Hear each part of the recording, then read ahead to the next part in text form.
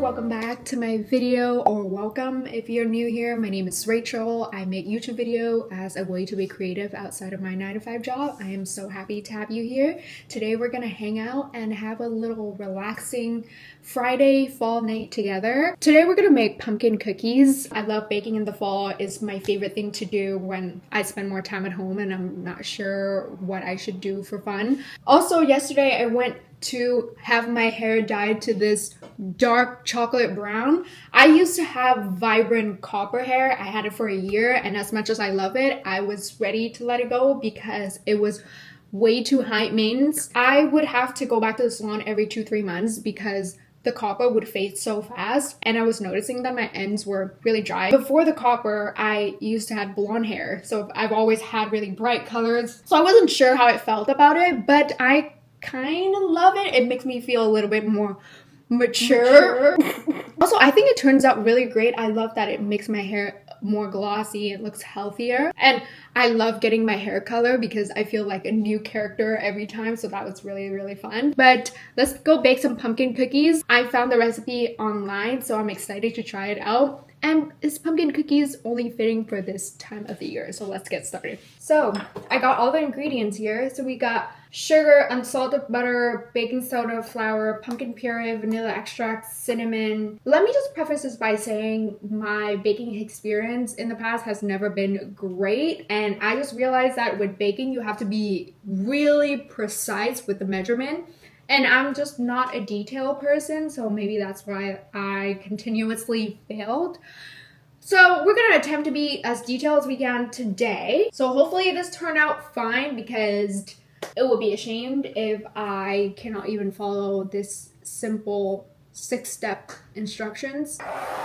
Preheat the oven to 350 and line a baking sheet with parchment paper. Okay, oven preheated. Parchment paper has been lined. First, we're gonna make the cinnamon sugar coating. This is literally all the sugar that I have left. This is so embarrassing. How much sugar am I supposed to put? Oh my god. 2 tablespoons. Okay, I would say that's about 2 tablespoons. This does not have to be precise because it's just for the coating, so I'm doing fine. 1 teaspoon of ground cinnamon. Oh, that's a 1/4 teaspoon. Oh my god, this is not going great. 1 tablespoon of unsalted butter. I'm bending the spoon, I'm bending the spoon, I'm bending the spoon. I would say that's 1 tablespoon, but I could be totally wrong. Now I'm gonna go melt the butter. By the way, I just realized I might need to double this recipe because this recipe called for 2 serving, and I would prefer 4 cookies.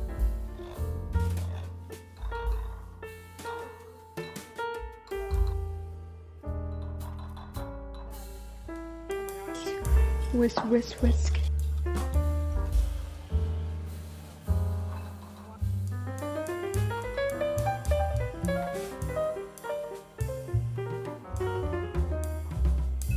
Every time that I mix it into a dough like this, it looks like poo-poo, not gonna lie.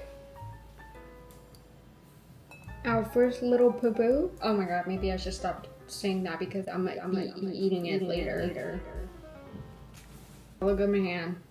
It looks like we're not gonna talk about that. Them in the cinnamon sugar. Oh my god, they look crazy from this camera. Like, they do not look appetize appealing, if that's even a word.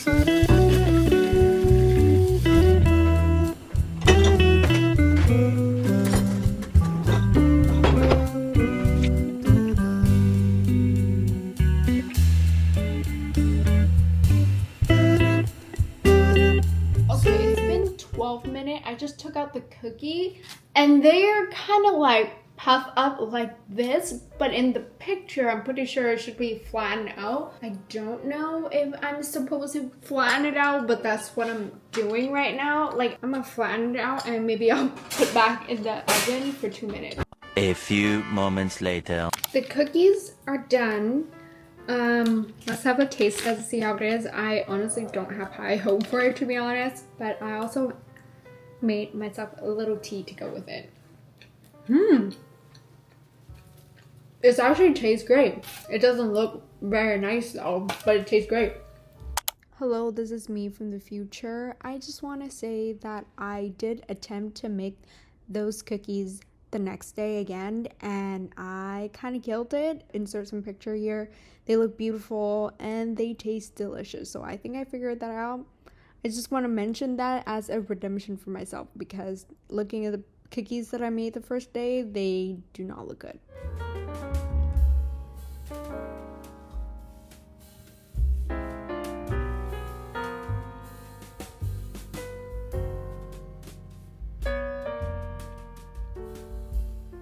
Kind of random, but I want to share some of my recent favorite purchases that I made. I'm really excited. First of all, I got these beautiful decorative gourds from the grocery store today.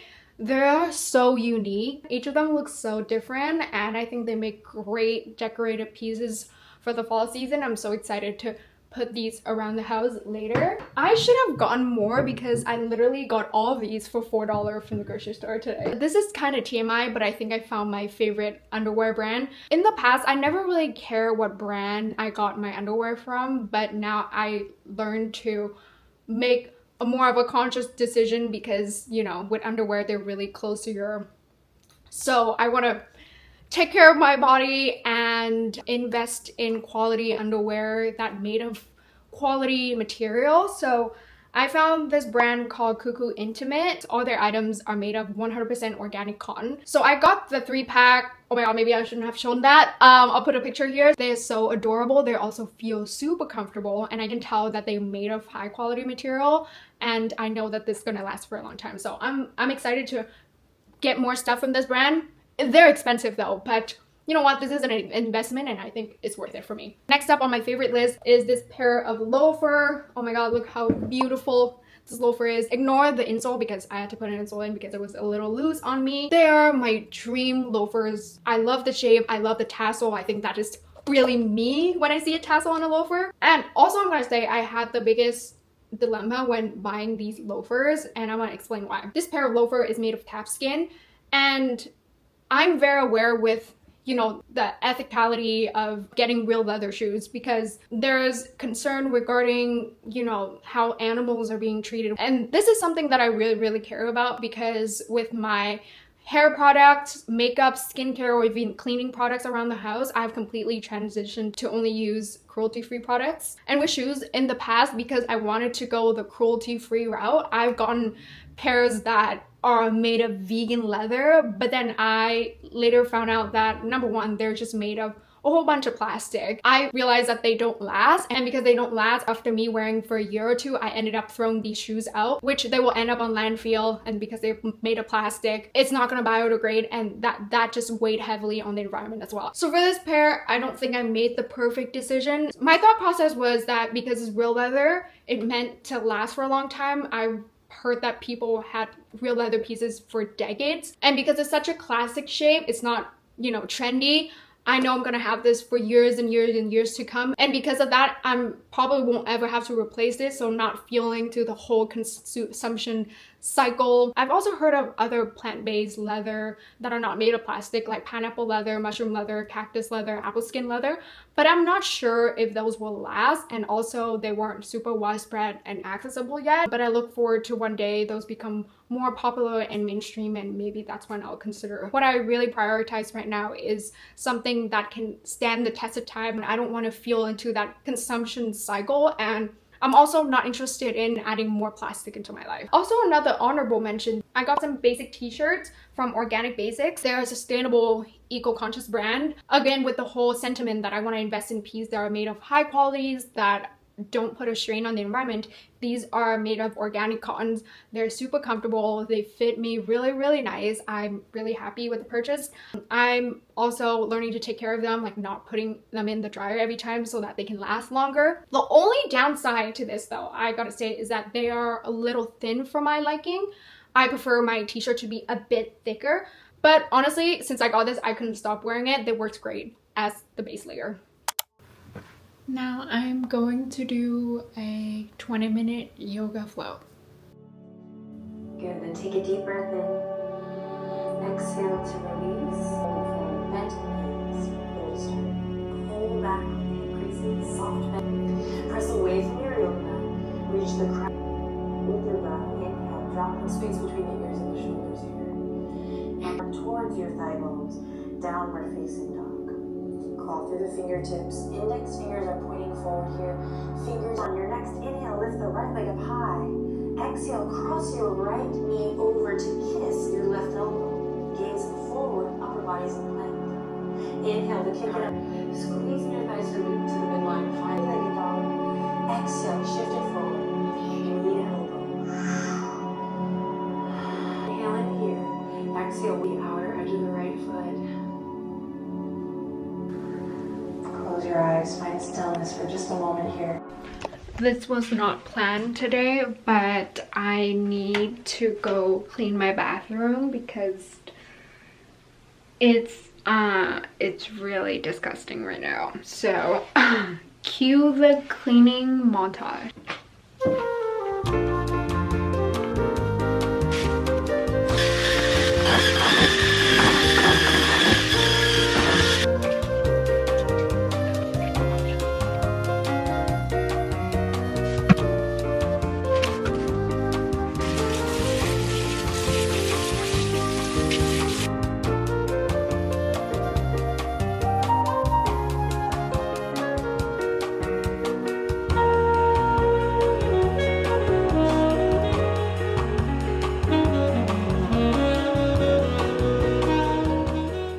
I'm going to end the night by reading this book. This is Giovanni's Room by James Baldwin. The reason that got me to buy this book is the cover. I am a sucker for a beautiful book cover. If I don't like the cover of a book, I either not gonna read it or I'll get it on Kindle. So for me to get a physical book means I really like the cover. The book is set in the 50s. From the point of view of this man who just proposed to his girlfriend and then found himself in an affair with another man when he moved to Paris. The writing on here is exquisite. I'll let you know how it goes.